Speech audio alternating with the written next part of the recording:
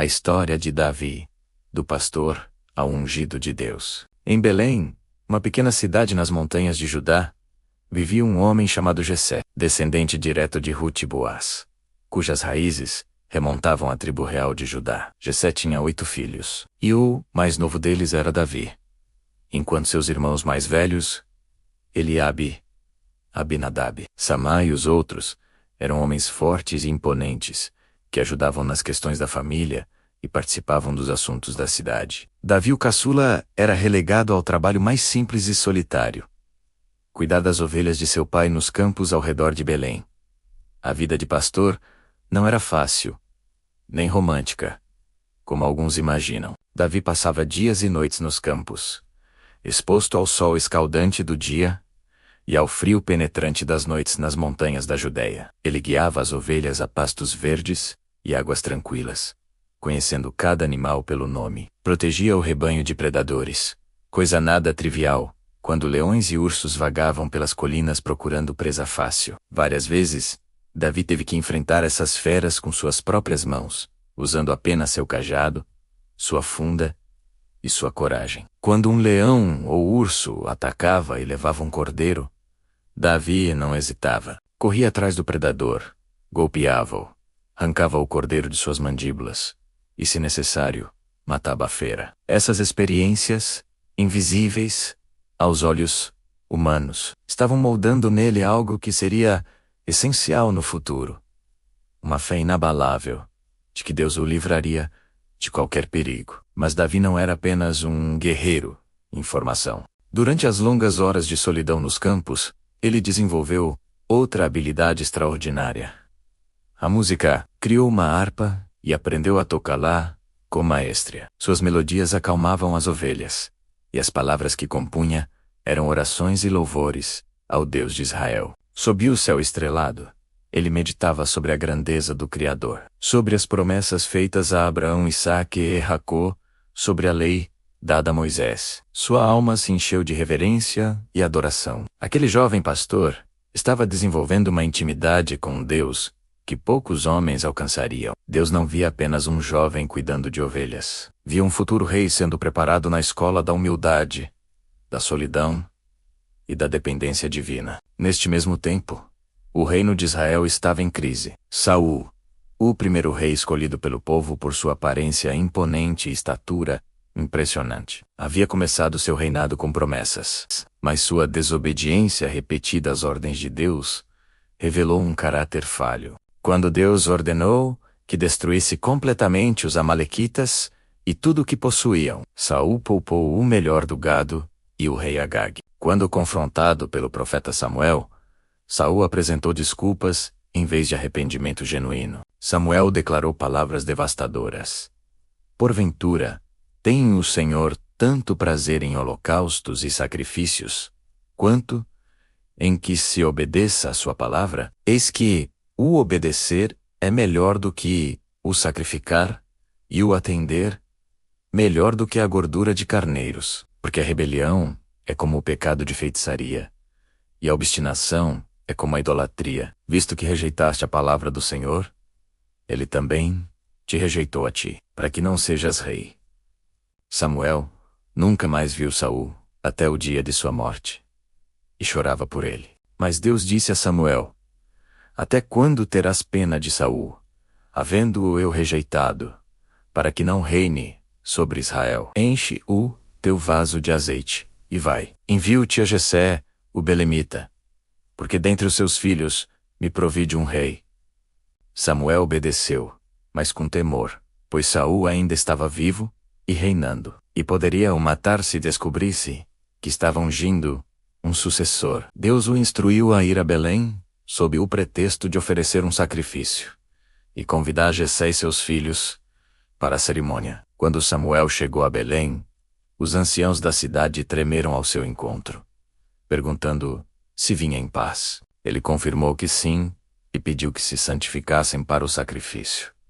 Convidou especialmente Jessé e seus filhos. No dia do sacrifício, Jessé apresentou seus filhos ao profeta. Quando Eliabe, o primogênito, se aproximou, alto, forte, de ombros largos e aparência nobre, Samuel olhou para ele e pensou em seu coração: certamente está perante o Senhor, o seu ungido. Este deve ser o escolhido.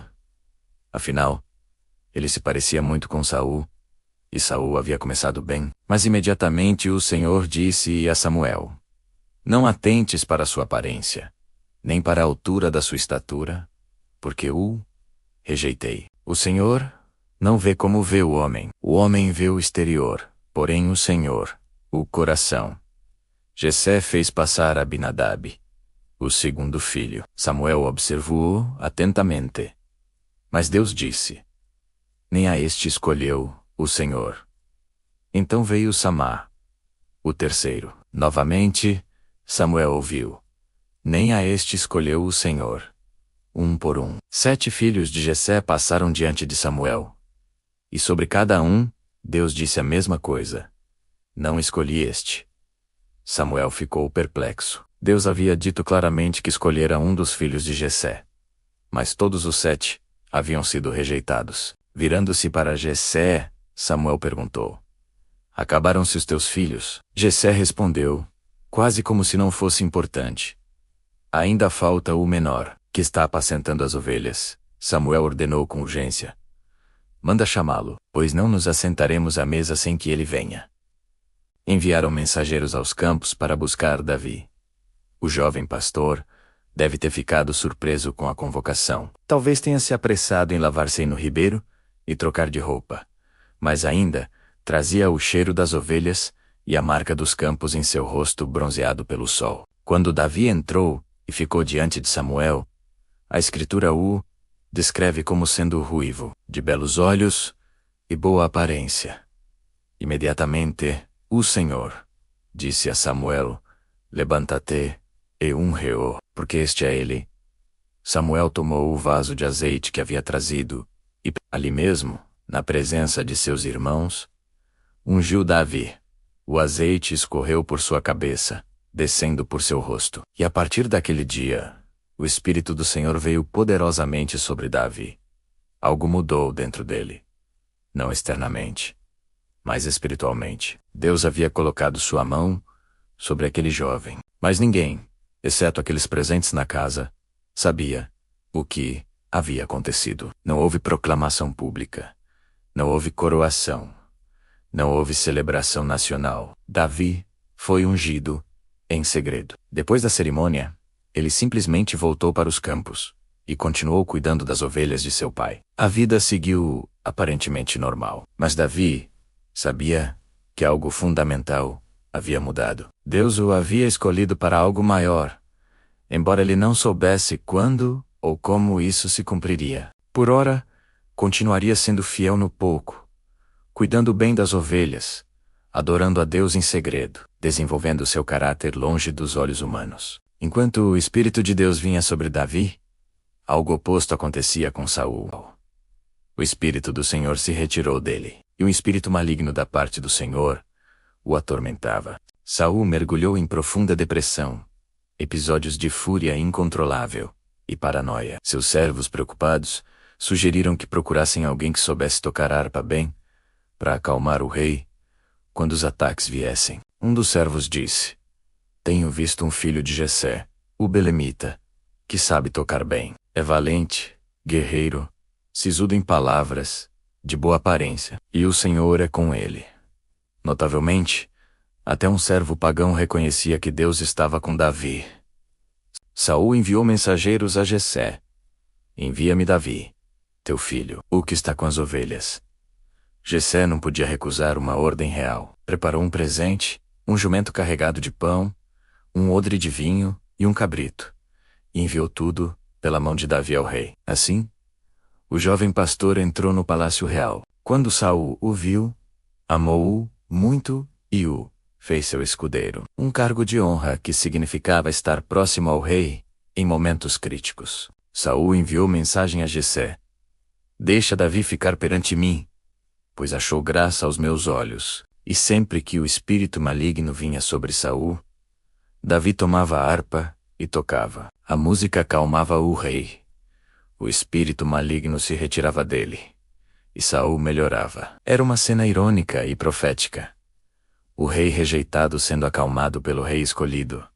O homem do qual o Espírito havia partido, sendo consolado pelo homem sobre quem o Espírito havia vindo. Davi dividia seu tempo entre o palácio e a casa de seu pai. Quando Saul precisava dele, estava no palácio, servindo, como músico e escudeiro. Quando não era necessário, voltava a Belém para cuidar das ovelhas. Eram duas vidas paralelas, uma no centro do poder, outra nos campos solitários. Mas Davi permanecia humilde em ambas. No palácio, servia fielmente um rei, que logo se tornaria seu inimigo. Nos campos, continuava sendo o pastor fiel, que Deus estava moldando. Ele não buscava a coroa, não conspirava pelo trono, não se promovia. Apenas esperava no tempo de Deus, fiel no lugar onde fora colocado, desenvolvendo as habilidades que um dia faria dele o maior rei que Israel já conhecera. A unção estava sobre ele,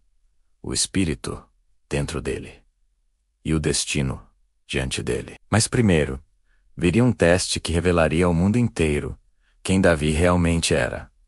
Todos os dias, um novo vídeo será postado aqui para você. Nos ajude a manter o canal se inscrevendo e curtindo. Compartilhe também. Não custa um centavo, só um clique.